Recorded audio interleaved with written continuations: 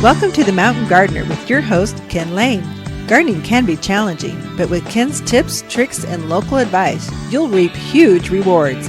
Now welcome your host, Ken Lane. And you have tuned into The Mountain Gardener, your host, Ken Lane, here every week talking about the landscapes of northern Arizona. And we finally moved into some growing weather. It went chilly.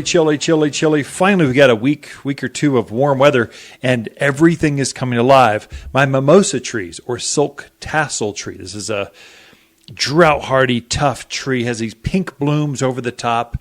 We've planted these underneath our deck, not under it, but where we can appreciate them. We can look over the tops of these trees from the top of the deck. The backyard's got a 1.5-story deck that overlooks the dells. And I wanted this beautiful garden underneath, and these trees have looked terrible. I mean, just no leaves. They would start to come out, then hail would beat them up. They would start to come out, then cold would slow them down. They would start to come out. Well, finally, this is a plant that loves the heat. It lives for summer. Your vitex or chase trees, your desert willows, grapes, they live for summer. So they're finally starting to leaf out. I mean, with a vengeance. I mean, they're really leafing out fast. And I want them to. I mean, it felt like there was a gap in my landscape because they just were so late to leaf out this year. Now, with that being said, we've had two good weeks of warm weather. If you've got some plants that are in your yard that just are not wanting to rebound, you got a willow that's just oozing stuff, kind of has this sickly look, dead branches. You've got pines that have a dead top. You've got things that just look off. You know it when you see it. I mean, you can walk down your neighbor and go, oh, there's a tree that's in trouble. There's a plant. There's a hedgerow that's really struggling.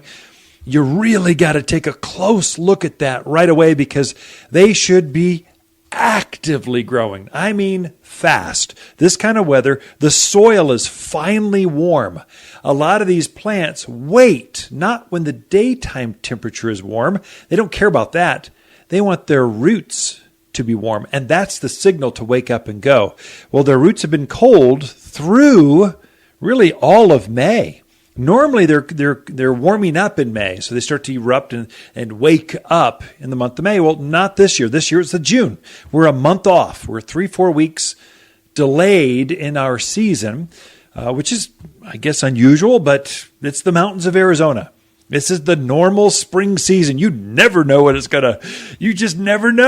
going to give us each season. Every year it's a little bit different. It could be earlier, could be later. This year it's later. So if you see that, I would really, really suggest digging a test hole. Take a small shovel, a hand trowel, something, and if it's struggling, dig a hole beside that plant and see if you can see anything down there. We're seeing quite a number of grubs coming in to the nursery. So it's this white worm. It's a chubby, fat worm. It looks like an alien life form, like it wants to attach to your jugular vein and just feed off you for like till it matures. It's just ugly looking thing. And they attack a plant not by onesies, twosies, but by the dozens. And they eat the roots off of your plants. If your plant gets stressed, if it has that kind of pressure, it will be delayed in how it wakes up, how it leafs out, or it can cause stress where it takes on disease, gets illness. I mean, when the flu season arrives, when colds go around, it's not the healthy, active folks that are going out. They're not the ones that get sick and die. It's the very old and the very young. They really get stressed out by a little bit of environmental pressure. They get stressed out. Well, these plants, you want to care for them so they don't get stressed out where they go to the other side, so to speak. So watch that. You'll see anything weird in there. Come in and talk to us. Bring it in. Put it in a jar, a baggie or something, and bring it in. And we can identify it for you. At the very least, what you can do for things that are late to leaf or seem to be stressed, they make a product. It's put out by Fertilome or VPG Corporation. So it's a co-op that we kind of are one of the owners of. It's a big company, but it's It's humic acid, Humec, H-U-M-I-C, Humec. It's in a beautiful green bag. It's granular. You spread it out at the base and water it in, and it helps to form new roots, helps it to repair or encourage a larger root mass. Things that are stressed, you just have to get more roots underneath those, especially if they've had gopher pressure, grubs are eating the roots. Things are there eating underneath the ground. You don't even see it till you get underneath there and go, oh, what's going on? What is that? Oh, there's mounds of dirt all underneath my apple tree. What the heck is going on? No wonder it's got dead branches. It's a pocket gopher eating the roots off of your plant. So watch that. Plants should be looking lush. Beautiful, full. Anything off of that, at the peak of the growing season with this lush new growth coming out, they should look fresh and young and new and beautiful and in bloom. If they're not doing that, we need to do some gardening on those to really correct them and bring them out. That's one thing. At our house, at the Lane Casa, we have been preparing for Father's Day. So this weekend, the dads are getting over, the granddads are getting over. We're just having, it's going to be a fun time. And our backyard is made for parties. So big barbecues, built-ins, and hot tubs with big rolling patios and just fire pits. And it's just made, it's on the north side of a 2.5-story house. It's shaded. It's just wonderful. And so I've been preparing for that. And one thing I noticed, you poor folks that have allergies, this has been a bad week. So I noticed all on the back furniture, the hot tub cover, there's this yellow pollen. I'm going, where the heck is this pollen coming? What is this? And we're done with junipers. That was 2 months ago. It can't be juniper pollen. What is it? Got to talking to a buddy of mine who's good farmer. He goes, Ken, that's ponderosa pollen. I'm going, it cannot be ponderosa pollen. I live in the Eagle Ridge subdivision up here by Prescott Lakes in Prescott. We don't have ponderosas here. That's what it is. And it's the wind has brought the pollen from the forest, and it just put pollen over the entire valley areas. And I must be at least 3 miles away from any ponderosa, and yet my back patio was covered. And my assistant was, his eyes are red, bulging, watering, going, oh, poor guy, just really having a hard time. If you've had allergy issues or seems like you've been a little stuffier than normal, I'm telling you, it's the ponderosa pollens. The ponderosa have decided they are going to pollinate this side of the mountain this year. So the moisture has made them where they're going, this is the year we are going to reproduce like crazy. And so they're going to pay, but there's going to be more pine cones, more growth, more pollen, more. There's going to be more. And that's that winter moisture we had that set the stage for good growth in the spring. Unfortunately, for those of you that have allergies, it means more allergic reactions to the pollen that's showing up. This will probably be gone in a couple of weeks, and it'll just pass over. It'll blow off. Next rain event we have, it'll kind of wash it all down, but kind of watch that one. That's probably what it was. That also, another little tidbit, what I was doing, getting ready for this party.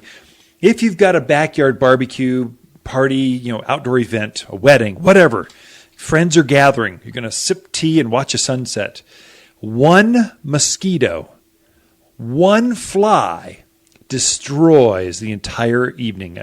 All the ladies start heading inside, and there's no recovery from it. And I've got a lot of gals, pretty gals in my neighborhood. Just in my family, they're gathering, and I don't want any mosquitoes and no flies. There's not going to be one. So what I did is on Friday, I went through as a preemptive strike, and I sprayed the entire yard.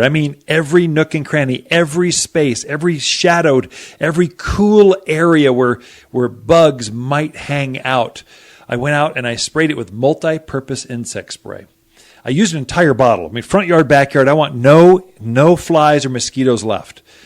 And I figured $20. For $20 to have a clean backyard entertainment area, that is well worth the energy and time. And I just scan it. There's nothing going on back there. It's great. And I cleaned up the thrip and the aphids, the other things that were there as well.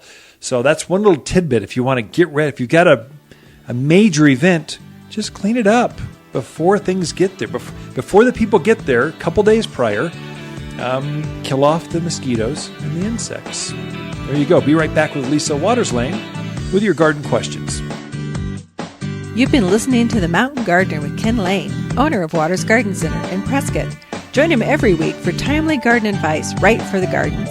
Visit Ken where he can be found throughout the week at Waters Garden Center in Prescott. Hi, Waters with the plants of the week and our Gold Dust Rosemary. You're guaranteed to be the only gardener in the neighborhood with this new variety rosemary in gilded edges of gold. Striking when spilling over raised beds and pots. Loves the heat generated against driveways and bright courtyards. The same zesty culinary delight in a colorful twist for under $10. Waters Garden Center, 1815 Iron Springs Road in Prescott, where people who love new culinary herbs, they love to shop. New to the area with your dream home on the inside, but surrounded by boring? A castle surrounded by rock is just so bland, but we can help. At Waters, we have a team of plant experts ready to dress up and decorate even the most boring of landscapes with something fresh, new, and evergreen. Plus, we deliver and plant for you. Designer plants with the experts to help you beautify your new abode. Waters Garden Center, 1815 Iron Springs Road in Prescott. You've been listening to Ken Lane, the Mountain Gardener. Green thumbs learned while working in the Family Garden Center. Now welcome back to the Mountain Gardener. And we are back in the studio with Lisa Waters Lane. She comes each week with your garden questions. So welcome to the studio, Lisa. Thank you. It's good to have you back. So our daughter is back from grad school for the summer. Kenzie's home for the summer. It's kind of nice. Actually, it's kind of weird. Why? She's home, but she's not home. She can finish up her testing, finals kind of stuff. This is grad school. She's her first year, end of her first year in graduate school. She's finishing up online. So she's at the table. She's like focused in the zone. She's 24/7. Like she studies on the computer, testing nonstop. She's like really stressed out. Yeah. I think today is her, by the end of the day, she has to have it like in. So gotcha. She'll be able to relax. Officially on summer vacation. Yes. Except I have all kinds of house projects I want her. And then she bought herself as a reward. It's weird. I mean, we go on vacation or we'll buy a TV or I don't know. Just we go on vacation as a reward for ourselves. Mm-hmm. She bought technology. So we bought her a Mac before she went off to actual undergrad. Right. This is senior in high school. That was her graduation. So now she's 5 years in. She said, my computer's so old. Going, I think my laptop's like 10 years old. It's still going. They still check it. It's so big when you go through the airport. They're like, what is it? They're checking it going, this might be a bomb. We're not sure. It's too big. No one makes laptops that big anymore. She's like going, okay, I want a new one. She got a new Mac Pro, whatever, going, I need it. Yeah, whatever. But it made her happy, and it helps her do her college. So much of college is just done online through computers. So you have to have that. Yeah. Other than, when we were in college, we had the typewriter with the erasable ink typewriter. That was very upgraded. You could go black ink up here or correction tape with a shift and correction. Yeah. White it out. That's really, we're dating ourselves. We should not say those things over the airwaves. I always tell her, you don't know how lucky you are. When we were in school, she's like, I know. I just looked her in the eye and gave her a big hug and I said, honey, I'm so glad this is the last computer I will ever buy you. She went, oh. She's good with her money, though. This is all about garden questions, though. What do we got? Well, okay. Our first question. I got to put my reading glasses on so I can. Well, that's even dating us. We're talking about correction ink on typewriters and now cheaters. They know we're old. Anybody who's seen us knows we're old. Okay. Marvin Prescott Valley says, due to traveling and illness, I did not get my pampas and other ornamental grasses cut back. Is it too late to do it now? Ooh, yeah, kind of, yes. But would it be better to go too late than to not do it at all? So it's the lesser of the evils. So to answer your question is, yes, it's too late. Now, what you have is the season is late, though. Mm-hmm. So you'll have all this brown, all of last year's growth is brown. It looks dead. but then you've got this new growth coming up. I would, at the very least, cut it back to where the brown meets green. So the new growth is coming up from the base. The old growth is all hovering above here. It's just this intermixed. It'll for the whole season, it'll look like this intermixed, dead and new. Like, does it want to die? Does it want to live? I would say at the very least, cut your pampas grass back 2-3 feet, so the new growth will pop up. The other stuff, these ornamental grasses, the short guys, the coral foresters and the blue grommas and the blue fescues and the zebra grasses, I would say if it's got a whole bunch of dead last year's growth on it, I would say cut it back hard, because they grow so fast, so quick. Fertilize it with that all-purpose plant food, the 744 fertilizer. Cut it back, and it will grow out of it so fast that you'll never even know that you had it cut back. But it'd be better than living with all that dead branches coming up. That makes sense. Yeah. If the grass has got a bunch of dead in the middle of it, so pampas grass, as it ages out and it gets old, it gets too old, it'll start to die out in the center. I would say pull out as much of that as you can. And then when that's happening a lot, you're coming to the end of the life cycle for that particular grass. That's how grasses die. They don't die all at once. They die out in clumps, and kind of like manzanita will do that. It'll die out in clumps. Pull out as much of that as you can. Fertilize it heavy with the all-purpose food, and then probably you got to make the hard call the next winter or two. Do I dig it out when it's all done and just start over again? Because for $14.99, you have a brand new, lush, beautiful grass instead of living with this dead, mutated, dying out in the middle, ugly thing that's bringing you down. So that's kind of where I'd end up with that. I'm not sure. Have to see. Yes, you're too late. That's all I can say. Oh, no. But maybe trim it back and feed it. Yeah, trim it back and feed it. That's a good start. Okay. So Rick in Prescott has a concern about a large native juniper he's had in his yard for many, many years, big old juniper.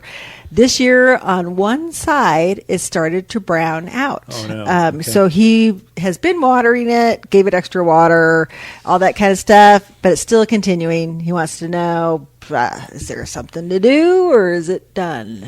I mean, that's right up there with, Doc, my heart hurts. Why? I mean, there's like quadruple dozen reasons why. I don't know. I would say the number one reason could be, if it's really established, really old, and it's a big boy, there's something going on at the root level. Or it could be spider mites, one of those two. So it's grubs, gophers, something at the base. I would say at the very least, boy, what could you do? I'm not sure quite what's going on. I would say bring a sample in and we could identify spider mites. That one's easy. And they do like to eat junipers, and it is time for them. And it will spread and get worse. So it's something to be aware of. If you see any kind of webbing, any kind of symptoms on the surface, the limbs, say bring it in, let's identify that, get on it. The next one would be, why is the roots suffering? Because you're seeing the symptoms on the top growth, but the damage is done down below. Could be all that snow last winter rotted out some roots, but it's old. It's been around for millennia. I mean, I don't know. I don't think that would be the case, but if you had grubs with all that rain, if you had gophers with all that snow, if you compound it, multiply it, yes, you could see that.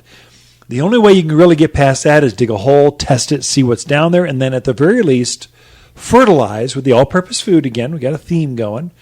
And then in addition to that, add humic, Humic. Humic is not a fertilizer. It feeds the soil so the plant wants to reroot. It encourages root growth. So we need to recover from the damage, and so it starts to root out. Once you get more roots, you'll start to re-leaf. You'll get the damage coming out of that. The main thing is this is not an emailed question. This is one, bring a sample into the garden center and let the experts look at it, because this is serious. You could lose an ancient tree in your backyard, and you'll feel it when you got to cut that thing down. Not only will it hurt your checkbook because it's expensive to cut down a big tree, secondly, it'll be a gaping hole in your landscape that you'll want to recover from. Do those trees, is there like an average lifespan of the big junipers? What would you say it is? Not really. I mean, hundreds of years. I mean, you'll know because the branches start to die out. If it's really huge, I mean, everyone thinks it's a big tree, but an ancient juniper is I mean, two men can't get their hands around it. It's huge. So you get this definition of what is truly big. Mm-hmm. Most folks think a 6-inch round tree is like really big. Oh, it's so old. I'm going, it's been there for like 10 years. Sure. It's not that old. Okay. Let's try to sneak in another question here.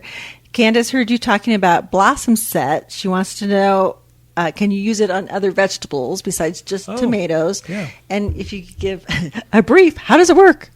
So Blossom Set, you use it on tomatoes. That's the number one thing. And peppers. Those are the two most important things. But it works on anything. So I'll spritz my tomatoes a couple times a month. Peppers a couple times a month. So just go ahead and spray it. What it does is it slows down the plant. It gets focused on all that nutrient in the soil that it just grows. It takes the fertilizer and just makes it all green growth. Well, it slows that down so it focuses on, oh yeah, I guess I should blossom and set some fruit too. And that's really what it does. So you're spraying the plant, not the blossoms. So that's the focus. It's not a pollinator. It's a holds up the plant so it remembers what to do. It's a tomato plant. Put tomatoes on. And I would do it a couple times a month. If you don't have tomatoes in your tomatoes right now, you need Blossom Set. You should be having fruit set now on cucumbers, on eggplants, on beans, you should have fruit set now. And so that's what Blossom Set's for. Ken and Lisa Lane and the Mountain Gardeners, be right back.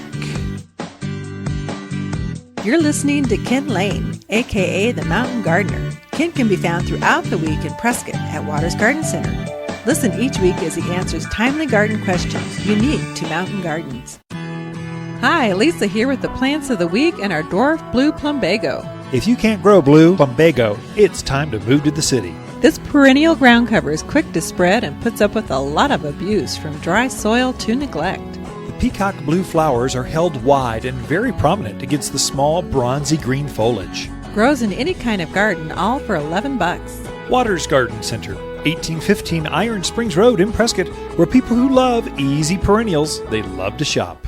Gee, my flowers just bloom too much. Said no one, ever. Hi, this is Ken at Waters. We had a crazy winter and everyone's ready for flowers in the garden. Waters Flower Power is made specifically for Arizona that gives flowers that extra boost to burst into bloom. It's an energy kick in the plants. Get ready for roses that rule, peppers that pop, and tomatoes that triumph. More power to the flowers with Flower Power at Waters Garden Center in Prescott. You've been listening to The Mountain Gardener with local expert Ken Lane. Join the conversation every week as he answers timely garden questions. Email Ken a question directly from your phone to his desktop through the web at watersgardencenter.com. That's Waters with 2 T's, gardencenter.com. Now welcome back your host, Ken Lane. Now, Lisa and I have been changing out some of our containers. Some of these spring blooming things, they didn't like the 90-degree weather we had this week. Other things love it. And so we're swapping out. We planted pansies back in October. They've been in glorious bloom since then, however long that is. What is that, like 10 months? It's amazing. Had a great run. It's been wonderful. But now they're collapsing in the heat. They do not like summer. So we're replacing those with petunias and geraniums and pinks and pintas and zinnias. There's a whole series of flowers that dearly, dearly love the heat. They live for it to be hot. The hotter, the better it is. So we're swapping those things out. Some things that an idea. We had one table that's in our front yard. It's a big, long table with furniture around it. Just we gather there every evening and watch sunsets and sip tea and talk about the day. It's just a great place. But this table is way too big. It looks naked. It's probably 10 feet long and 3 feet wide, just sitting there by itself. It needed some help. And so we just had some new Spanish pottery. This is that Talavera, brightly colored, rich reds and oranges and purples and whites. And it's just beautiful Spanish pottery. Thought that would be really nice. So we brought one of those home, a dish, and then we planted it up with succulents. The reason we did succulents over, let's say, a flower, which all the other parts of the yard are flowers, it's just literally thousands of blossoms. It's color everywhere. It's stunning. People walk by and go, whoa, that's pretty. How'd you do that? And I go, well, we just plant big flowers. We plant and we water them once a day. They're all on automation. And the computers run everything for us. So we have to think about watering. This one on the table, though, it's not going to be on the drip system.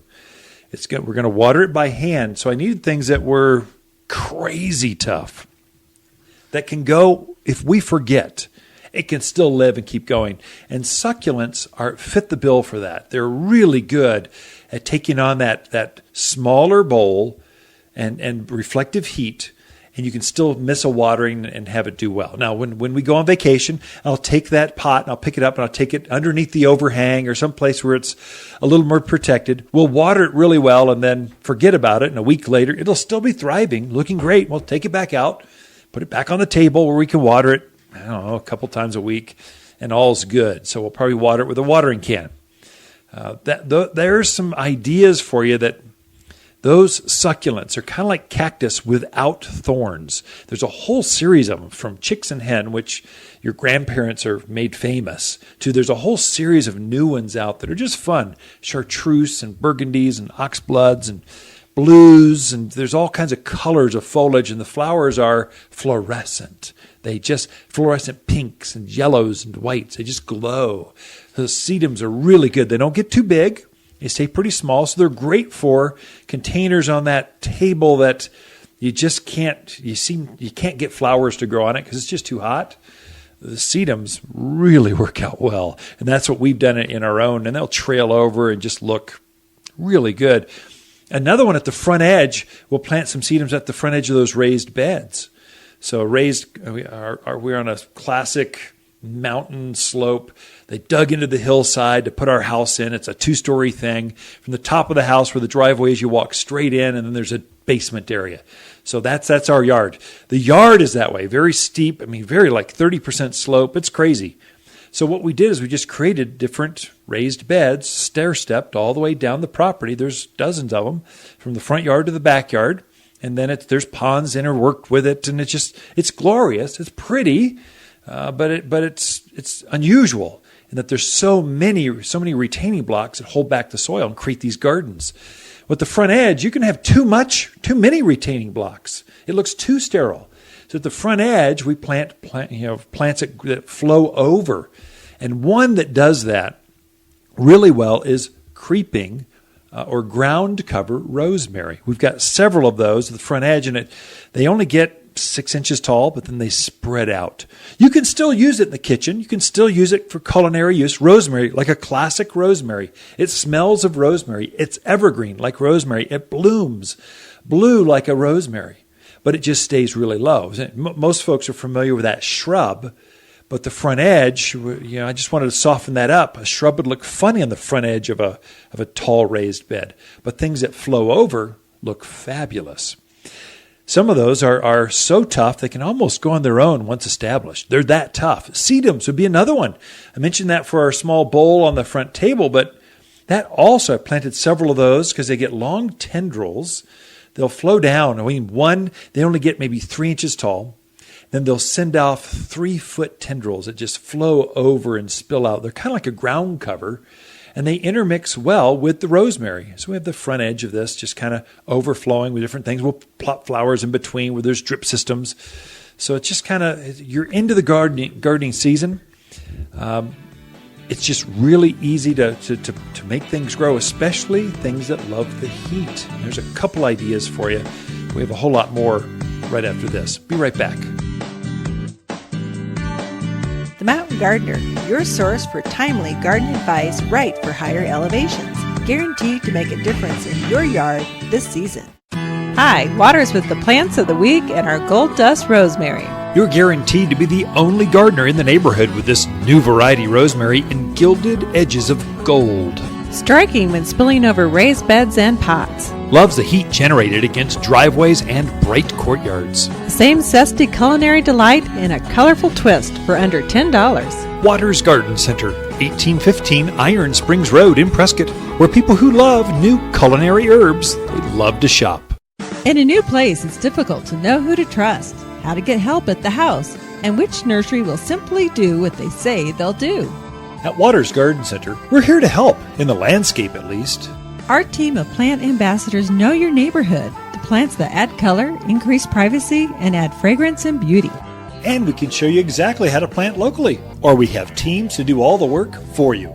We are Ken and Lisa Lane, and we guarantee our plants will live up to every promise here at Waters Garden Center. You're listening to The Mountain Gardener with local expert Ken Lane. Mountain gardening is very rewarding, with a few Ken's tips, tricks, and garden shortcuts sure to turn your thumbs even greener. Now welcome back to The Mountain Gardener.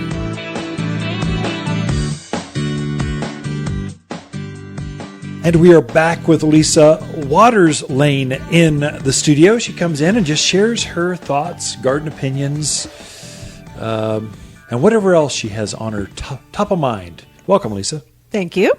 So, yes. So I would say Happy Father's Day. Oh, thank you. Yeah.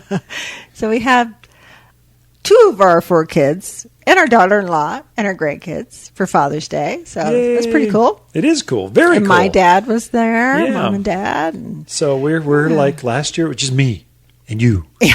This year, it's like everyone's coming back to Prescott, which is great. It is. So everyone's Always all fun. over the place. So it's all over the place. But it's so fun to get together and enjoy. You have built a beautiful backyard, and it's just wonderful to go out there and enjoy the yard. watch sunset, watch hummingbirds. And I was sharing with the top of the hour, start of the show, how we get rid of flies and mosquitoes. Just I hose down the whole yard. Yeah. And then we got a new puppy, so we're just I wanted to spray it so it's got time to rest and breathe. So permethrins are very safe, and they bleed out. The sun breaks them down very quick. Well, I don't want a bunch of anything out there that might harm a puppy and their paws or anything else. Plus, they eat everything. So just kind of timing it so that it's Father's Day, Puppy Day. So I got a puppy for Father's Day. You're welcome. Yeah, or you got me a puppy because you wanted a puppy for Father's Day. That's great. I'm happy. So we'll turn him into a garden companion schnauzer. There you go. A little miniature schnauzer, Yeah. little female named Callie. Callie. Yeah. Callie Marie. Callie Sue. Callie Marie. Sue. Callie Sue. Marie. No. We're still debating. We'll There's we'll no see who debate. wins. Trust me. No debate. Callie Sue. Sounds like you're calling in the pigs or something. I don't know. Well, we'll talk about it. But right now we're going to talk about trees. Gardening. Oh, trees. Good. It's a good Yeah. time for trees. Yeah. I mean, talk about being out in the yard, and when you're out there, it is so nice to have some shade out there, or to have some shade on the west side of your house, where this time of year, boy howdy, it can get pretty toasty. Trees are so much better than an umbrella. Like we've got some umbrellas, we use them on the back patio, but the trees are what really cool. Umbrellas provide shade. Yeah. Trees actually cool their environment. The way that the leaves will actually turn in the sunlight to shade themselves, to cool them, they'll actually perspire to actually evap cooling. They'll actually lower the temperature, not just from the shade. The shade lowers the temperature, but then the trees lower it even more. Right. So it's like a double benefit. So trees are the ones that really change the environment where you're resting, where you're on that west and south side, where you need some shade on the patio. Trees are what make the difference, not an umbrella. Right. We put some aspens on the west side of our house because the sun just hit that side, and our bedroom's on that side. Roasted. Oh, my goodness, it was toasty. But what a huge difference they make. Just kind of keep it a little cooler on that side. It's been a few years, but we've put them up. Now they're taller. It's a 2.5-story house, and so our bedroom's on the top story. Then my office is underneath that. And then we've got guest bedrooms and that kind of stuff. And it was just so hot. Yeah. And we've got shade, we've got automatic shade and that kind of stuff, and tinted windows. And we've tried for a decade, and finally went, that's it. We're planting a row of aspens to shade that west side, and it is a game changer. Yeah. All this year, it's just we don't feel the sun like we did that keeps up that whole side of the house. And windows are good, but it was the hall bathroom has that tiny little window. Yeah. Doesn't do anything. The guest bedroom has windows on the north side, but the south side, west side, just nothing but huge wall that just roasts. And the guest, the master bath has this huge window that can't really open, that just heats up. Yeah. But the trees have really calmed all that sun down and made it. And we went Cool. with aspens because we didn't have a whole lot of room between us and the neighbor's house. So we couldn't put a tree in that would get a 30-foot canopy. Yeah. So we did some aspen and some birch Yep. in there, which kind of stay a little more narrow, but get some nice height to them. And Great way to use aspens, kind of a columnar shape. You could use Italian cypress or skyrocket junipers, or there's a lot of things you could use. We wanted the solar gain Right. in the winter, but the shade during the summer. So we chose aspens, and they grow so fast. yeah, we have an aspen in stock called Mountain Sentinel Yeah. aspen. And that one, it's a little bit different look, but I think a really cool tree. Much more narrow, I think, than the standard aspen, but tall. I mean, nice and tall and straight, and still has that nice leaf to it. But just a little bit different look. If you don't have a whole lot of space where you want some shade, that would be a great tree to put in. I put a bunch of sentinels into a friend's house. She was doing a big plant. She said, Ken, I want you over. Rotary buddy. Going, okay, let me come over. I'll take a look. And we screened off some stuff for her. And then down her driveway, we put sentinels. So she was we didn't want to take up a bunch of space. Right. We keep the parking. We wanted the shade. And the other benefit of the sentinels is they're disease resistant. Yeah. They don't get the leaf spot that our native one gets, but it still has that trembling leaf. Looks like an aspen, but it's better than an aspen. Yeah. It's just sentinel aspens are the way to go, I think. If I were to I plant them agree. again, these weren't even available when we Right. planted our wall, but I would do it again. I would Yeah. plant sentinels. So one of my favorite trees is a maple tree. Yeah. I love maple trees. They do require some space because they're going to get big. But they are beautiful trees and fairly fast growing, wouldn't you say? Oh yeah, I would Yeah, say so- 2-3 feet a year. You can plant on an aspen, or not aspen, a Got it maple on the brain. to grow. Aspen on the brain. I mean, there's bigger maples, Yeah. and there's small maples Oh, like that's the true. amber That's maples. There's two different heights really with maples, and they Right. both do well. Yeah. This is maple country. So maple's definitely a good shade tree to put in there. What are some of your other favorite shade trees? If you had to pick, like, I only have 2 trees in my yard, what would you pick? Maple. 2 maples? You trying to beat me? I'll go. Okay, I'll go there. Maple.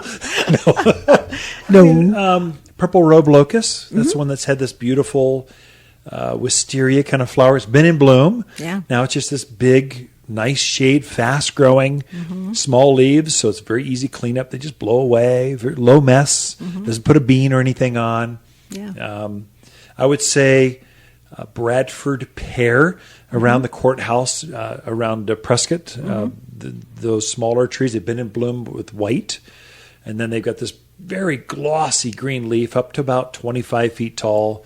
They just use them for over the walkways, over Right. the sidewalks. Yeah. It's a great tree. And I would say one of the hardiest of all of them, elm. Elm True. trees grow fast. Yeah. I wouldn't use the Chinese elms. They're too weedy. There are too many diseases. But there's all these new hybrids that came out that are super tough.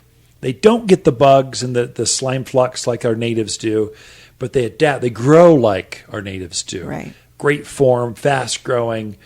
Animals don't eat them. Big tree. So Yeah. I'd say the one I wouldn't plant, because we've had them in so many other houses, high maintenance would be cottonwoods. I've had a cottonwood try to kill me before.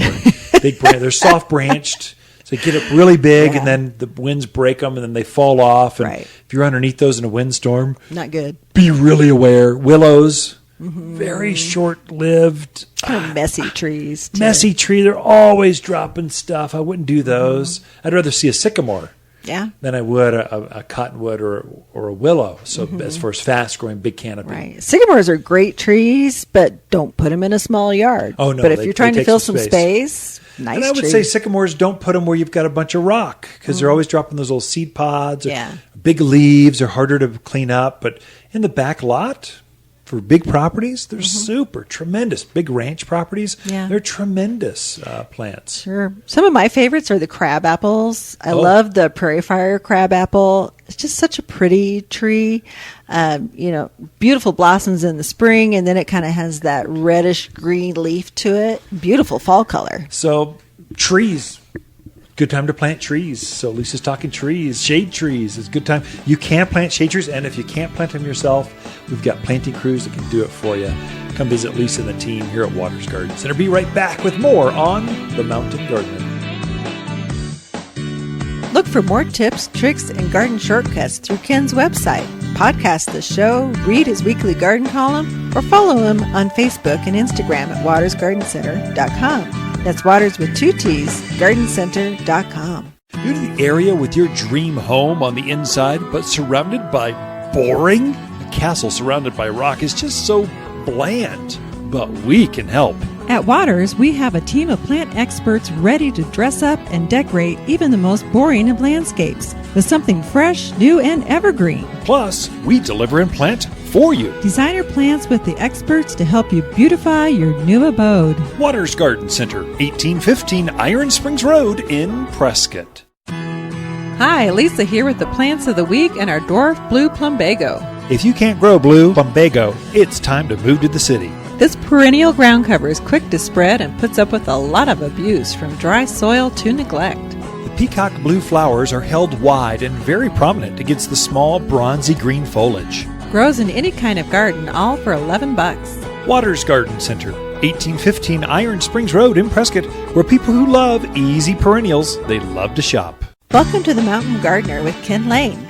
Gardening in the mountains is different. Listen to Ken's tips, tricks, and garden shortcuts, guaranteed to make your gardens more beautiful than ever this year. Now for better advice that works locally, welcome your host, Ken Lane.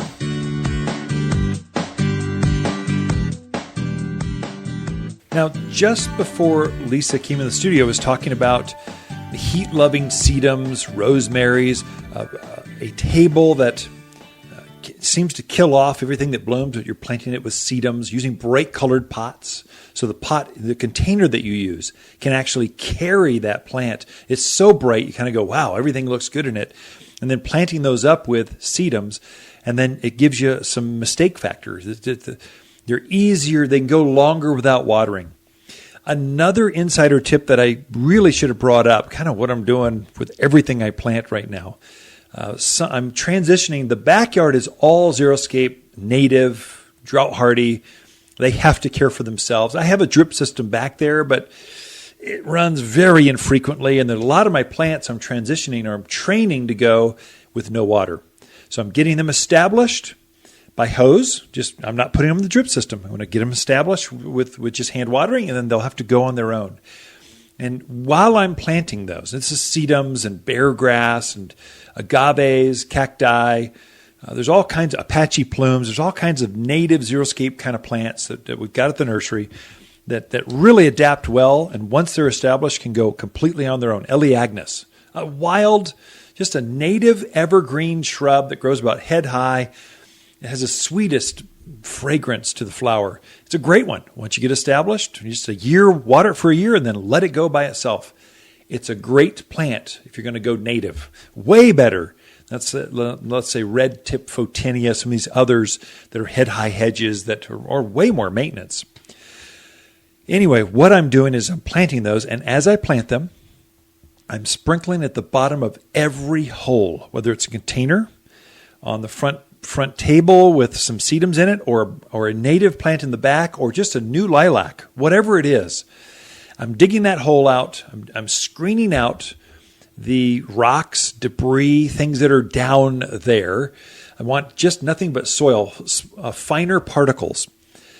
Anything bigger than a golf ball, the water molecules can't attach themselves to it, so it's just too big. So you really roast the roots instead of holding the moisture around the roots. That's one thing. I'll add some organics, some mulch, composted premium mulch. I'll blend some of that in, so I'm holding the moisture around. I'm adding some organics back introducing that into the soil again. But before I actually put that plant into the ground, I'm sprinkling several tablespoons of Aqua Boost crystals. This is the insider tip I wanted to get to. Aqua Boost crystals, they're soil polymers, so they'll absorb all the water and then hold it there right at the roots. Well, I like it just underneath the root zone of my new plants, especially things that are not going to be on drip irrigation. I mean, I do it for the drip irrigation things too, but I really focus on things that don't have, I'm not going to put them on my drip irrigation. I want them to take off by themselves. Well, if I can sprinkle some of that Aqua Boost crystal at the base of those plants, you can really take the edge off of the watering for those new plants. And AquaBoost, we've infused these. This is a product that we make here at Waters. I'm kind of a mad scientist sometimes. I'm always playing with new garden products, trying to perfect them. So this is one I made maybe 10 years ago. It really works. We infused the polymers with mycorrhizal fungi. Mycorrhizal fungi are beneficials that live inside the soil, and they kind of tickle the feet of plants. They encourage, there's a symbiotic relationship between mycorrhizals and plants where they love to grow together. And so you can't have plants without that. That's what enlivens, that's what enriches the soil. So the worms want to be introduced, all the beneficials that start to bring a soil to life and make plants grow. So you're holding the moisture in and you're encouraging new roots. That's what you want at the bottom of your new plantings, especially a hanging basket or anything really. And so I'll sprinkle some of that down, kind of mix it in with my hands, and then I'll plant my plant around it, and then I'll water it in. That's one insider tip, especially while it's hot. That'll really be a game changer and take the edge off. If you struggled watering things, that's one thing that can really, really help you. Some things you should be looking at or planting now, some things that really look good. Summer-loving plants, things that prefer to be planted while it is hot. Vitex or chase tree. This is a blue spiky, large shrub or very small tree. Grows up maybe 10, 12 feet tall, but it's covered in blue flowers right now. There's some beautiful specimens, some smaller ones. They're just a stunning example of summer blooming shrubs. Kind of has a lilac-looking flower, has a different fragrance, but animals do not touch. They are not even interested in Vitex. So that's a great plant for those who in that wildland interface where you get antelope and deer and javelina coming at you from all directions. Look at a chase tree or Vitex. Another one that's right next to it are desert willows. They're starting to bloom. They're famous out in Dewey, Skull Valley, Kirkland, Hillside, these surrounding areas. They're rock stars. Well, there's some new varieties out of desert willows. It's called, what's that called? Majestic Beauty. They've bred the bean pod out of the plant, so it doesn't form a bean. So it either puts energy into blossoms or forming seed in the form of beans. If you have a native desert willow, what you can do is you can pick those beans off and it will instantly go back into another bloom. Well, with Majestic Beauty, we just said, don't even form a bean. Just have this beautiful purple flower, and then when you're done, form another flower. Don't focus on beans, focus on flowers. It's a great new introduction, but it's just as hardy as the native one that grows wild all around us. Great plant. I think now is an absolute ideal time to be planting grapes, raspberries, blackberries, your fruit, edible vines. They grow so fast while it's warm. They're waiting for the soil to become warm, and they just erupt with new growth, new canes, new vines, I'd go as far as blackberries, currants, gooseberries. They can all be put in the ground now with great, great success. So that's some things. And then there's a whole series of summer blooming shrubs. I mean, like a Rose of Sharon. This is the only hardy hibiscus that will grow at this altitude. So from Spring Valley, Cordes Junction north, the tropical hibiscus that you're used to down in Phoenix, Tucson, Palm Springs, Hawaii, they do not grow up here. They will grow in the summer, but come winter, completely dead, obliterated. The Rose of Sharon hibiscus loves to come back every year. It's a big shrub, so the flower isn't quite as big, so it's not going to have that flower that's as big as your hand, but it does have a flower that's 4 or 5 inches across. Same colors, very rich, blues and whites and pinks, and they come in doubles and single flowers, lots of choices, and they make up for their size in just sheer quantity. Literally, I've had a Rose of Sharon that bloomed so well, so heavy, that it literally fell over. It had too many flowers on it. I had to stake it back up, and then it was so covered in flowers, you couldn't see the foliage. It was magnificent.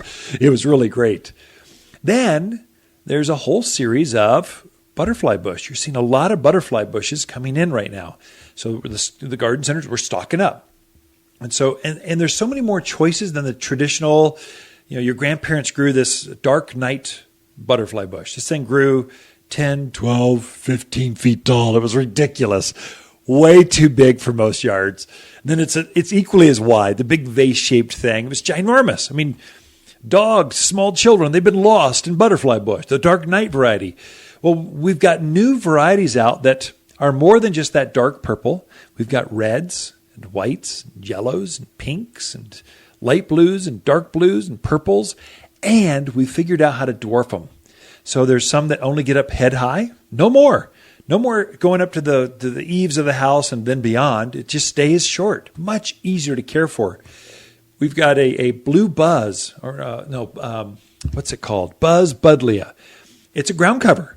It only gets up a foot tall and keeps spreading out. But same flower as a regular butterfly bush. And there's a whole series of hip-high varieties that are perfect for containers, by the patio. You can now have this rich summer blooming color without all the maintenance that you've had with the traditional butterfly bush. They're great choices, but they prefer to be planted while it's warm. They do not like spring planting. They like to be planted when it's hot. So butterfly bush, you're best planting them now. And there's a whole series of those at the nursery right now that are showcasing, that are ready for summer color, summer showcase. Be right back. You're listening to local garden expert Ken Lane, the owner of Waters Garden Center. He can be found throughout the week at Waters Garden Center, located in Prescott at 1815 Iron Springs Road. Thanks for tuning in to The Mountain Gardener. Hi, Waters with the plants of the week and our gold dust rosemary. You're guaranteed to be the only gardener in the neighborhood with this new variety rosemary in gilded edges of gold. Striking when spilling over raised beds and pots. Loves the heat generated against driveways and bright courtyards. The same zesty culinary delight in a colorful twist for under $10. Waters Garden Center, 1815 Iron Springs Road in Prescott, where people who love new culinary herbs, they love to shop. Hi, Lisa here with the plants of the week and our dwarf blue plumbago.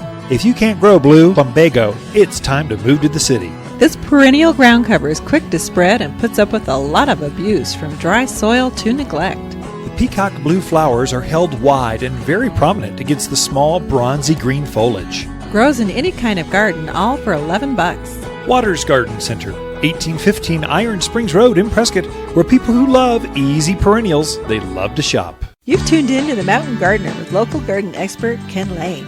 Join him each week as he answers timely garden questions that are sure to make a difference in your gardens. Now welcome your host, Ken Lane. I do have a shout out going to the Shrine Club. So I was out in Prescott Valley at the Elks Lodge on, when was that? Thursday.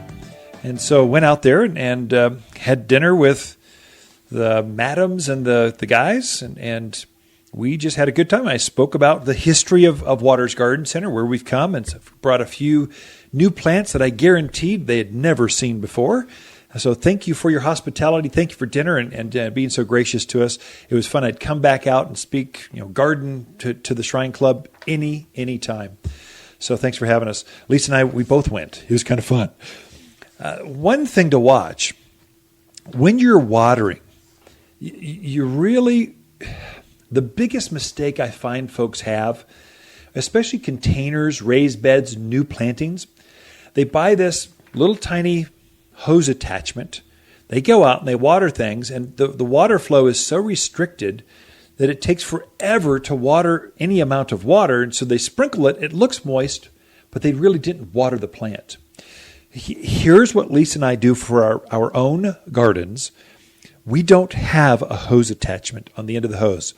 We have an open and close. We got a big brass, commercial grade, just full on or close, and you can kind of adjust it accordingly. But when you're watering a container, you want that hose to be full open.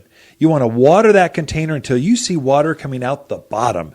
It takes a lot of moisture to get that accomplished, especially for really large pots. That moisture, the soil can retain a lot of moisture. So it takes several gallons of water. Well, you can do the math yourself. You can take a watering can, take your fancy hose attachment that you had and turn it on and just measure. How long does it take to fill a 1-gallon watering can? It'll take forever, longer than you want to be out there. Unless you got a good cup of coffee in hand and you just got all morning, maybe that's something. But I don't have that kind of time. I want to water it, get on, move on. I really despise watering. Some plants just need to be supplemented sometimes. So we've got drip irrigation on everything, but then we go, well, that took the edge off. It's like a lifeline. The drip system's like a lifeline. But then we supplement every once in a while, once or twice a week, and just give it a little dose, a little bit more. And the secret is quantity. You just need a lot coming out. It should be coming out so fast, you're worried about the water volume disrupting the soil so it overflows out of your pot. It should be coming out that fast. You need a water wand. If you're going to do it, they make fancy water wands that actually have high flow with a softer rain head. That would be okay. Even that restricts it some. So just realize you're going to need quantity. That fancy hose attachment that you use to wash the car with probably is not high flow enough, so you can have an issue. We go over this in our garden classes, and you're welcome to join us. So this last Friday, we had Gardening for Newcomers. It was Friday at 3:30. Gardening for Newcomers, good turnout. We just go over the frost and what the seasons look like, when the monsoons come. A couple of them coming up that are highly engaged. Blooms that impress. We're going over this radio show. We're going to show them off. All the plants that bloom in the summer. Here they are. And here's why they're best, why you want to plant this one instead of this one. That'll be next Saturday at 9:30. Then Friday the 28th at 3:30 in the afternoon, it's animal resistive plants. If you've had problems with javelina and antelope and rabbits or whatever, pack rats, we'll go over all the animals and how to garden amongst them. Which plants do they not like, how to repel them. And then Lisa's teaching the July 6th class, containers that bloom like crazy. It'll be interactive, kind of fun. I think we're actually going to have some paid stuff where you can come in and for a minor fee, you could pot one up with her, and she'll kind of oversee what's going on. Take a look at all of those at watersgardencenter.com. They're right there right on the front. It says classes. The whole list is right there, watersgardencenter.com. Of course, you can come in and say hi to Lisa and I, and we'll give you a free list. We've got them printed out here at Waters Garden Center. Have a good week, everyone. In a new place, it's difficult to know who to trust, how to get help at the house, and which nursery will simply do what they say they'll do. At Waters Garden Center, we're here to help, in the landscape at least. Our team of plant ambassadors know your neighborhood, the plants that add color, increase privacy, and add fragrance and beauty. And we can show you exactly how to plant locally, or we have teams to do all the work for you. We are Ken and Lisa Lane, and we guarantee our plants will live up to every promise here at Waters Garden Center. If you want a more fruitful garden, increased success in your landscape that just feels better, then tune in every week to The Mountain Gardener. Years of tips, tricks, and garden shortcuts are guaranteed to make your gardens nicer than ever. Listen to this podcast or read Ken's weekly garden column by visiting watersgardencenter.com. That's Waters with 2 T's, gardencenter.com. Thanks for tuning in.